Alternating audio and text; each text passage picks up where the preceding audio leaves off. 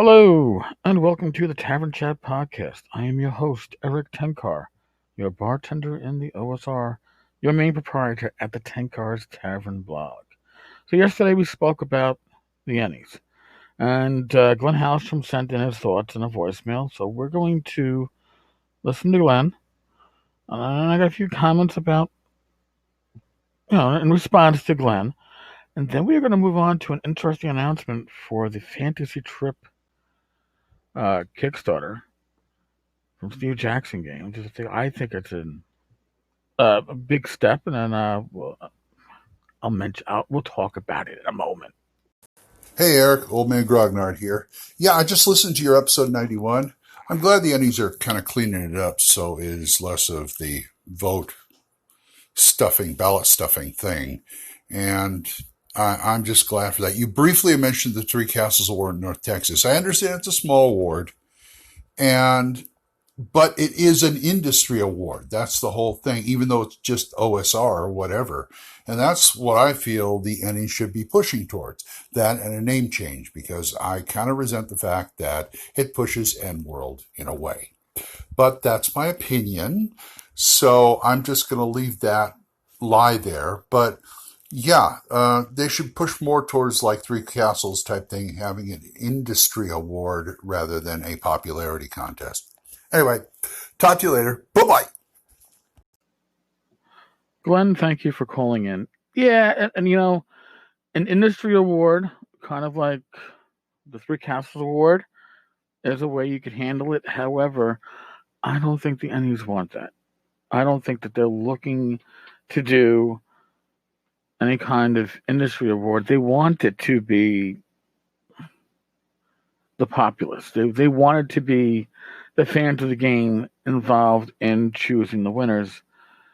They want it to be a popularity contest, but they don't want it to be a popularity contest that one can cook the books. I think that's what it comes down to. So, we shall see. Now, on that note, Daniel, the writer publisher of Zweihander, Grim and Perilous RPG, which was also an Ennie winner, commented on the blog site that he'd like to do an interview where we can discuss where we agree and where we disagree on the Ennies situation. I have to reach out to him today, set that up. That should be an interesting interview. So we'll have that.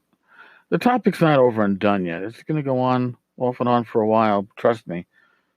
Because there's an interest in it. Really, when you think about it, when it comes to RPGs, yeah, you have the Diana Jones Award, but I'll be honest with you, vast majority have no clue what it is, and even those of us who know about it aren't quite sure how it's awarded or what it really stands for.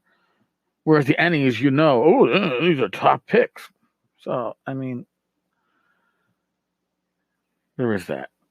But more on that later. Now, the Fantasy Trip Kickstarter, which is currently funded at just under $213,000 from Steve Jackson Games. The Fantasy Trip is pretty much a precursor to GURPS. Bit more rooted in wargaming, but it's very simple. It's very easy to grasp. Its latest stretch goal, I think it's the latest stretch goal it hit, because they are nearly at 213. They have decided. Now they've decided to open to creators in 2019 the Fantasy Trip to a limited publishing license. Now, when I asked the questions of Steve Jackson for the Fantasy Trip's upcoming Kickstarter, when I asked the questions, it was upcoming. When we published the interview, the Kickstarter was already kicking. One of the questions was asked by Rob Conley, Bat in the Attic Publishing. He's got some really good titles out there you should be looking into. Rob, who is also not just an OSR guy when you think of D&D derivatives, but he's also a GURPS player and GM. He wanted to know if the Fantasy Trip was going to do some kind of open license similar to the DM's Guild on One Bookshelf. And the response from Steve was maybe. It was an interesting response. Well, here's what we have. In 2019, the world of Sidri, the official setting for Steve Jackson's The Fantasy Trip role-playing game, expands as everyone is invited to contribute adventures, solo and game-mastered, area write-up, and history, monsters, character, treasure, and more to the game. They're not looking for new rules, but they're looking for tools for adventuring. In celebration and support of the return of the Fantasy Trip, Steve Jackson Games will release a limited publishing agreement for the game in 2019. Under the terms of the license, writers and illustrators will be able to create original PDFs for sale on Warehouse 23. Now notice, they're not going to be publishing this through RPG Now. Steve Jackson Games has its own web store. It's been around for years, and that's how they're going to enable this process. Warehouse 23, the Steve Jackson Games web store, and earn royalties for the sale of those works.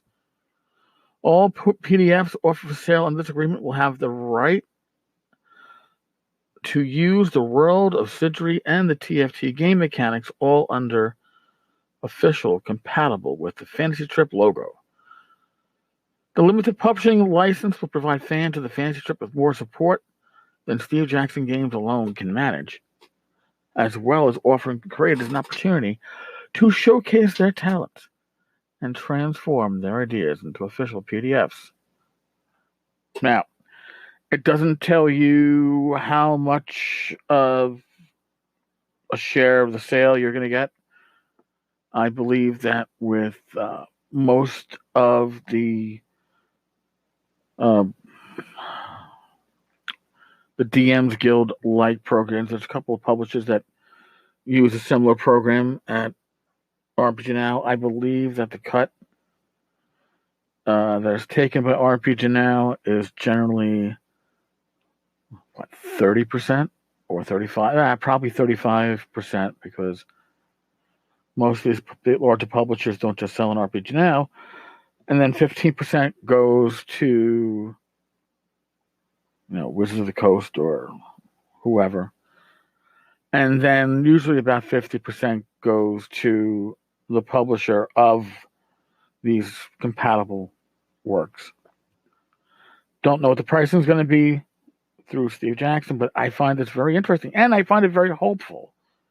Hopeful that maybe GURPS, an excellent system that is certainly underserved, and maybe Dungeon Fantasy, especially Dungeon Fantasy, to tell you the truth, maybe they will receive a similar license, a similar setup.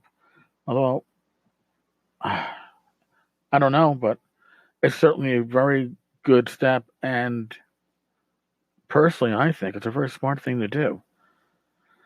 I would like to see the creators get more than 50% via Steve Jackson, especially because Steve Jackson doesn't have to split it with another party.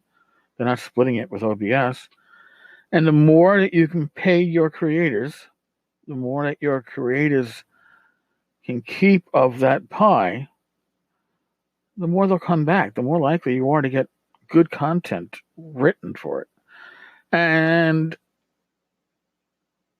sadly, I mean, I'm going to say this type of open license probably is something that should have been considered when Dungeon Fantasy was being kickstarted. Because I think Dungeon Fantasy would have benefited from that. You would have had a market, or actually you would have created a market. If you build it, they will come. Well, that's the whole thing. If you make it available for your creators, if you make it available for folks to publish at, to use, then they will use it. So, in any case, I think this is great news. I hope that more publishers of the various rule systems out there see this, agree with the idea, and make their own take on it. But hey, I don't know. We shall see. All right, folks. I thank you all. Thank you for stopping by. God bless. Be safe. Roll your dice well. And as always, if you have thoughts about a particular episode, you can use the Anchor app to leave a message. Apparently, you can't use the web app. You can't use the web page to do it. You have to have the Anchor app installed on your phone or tablet. But it's always great to hear from you. So, again, I thank you to Glenn for leaving a message. All right, folks. I will talk with you all on the flip side.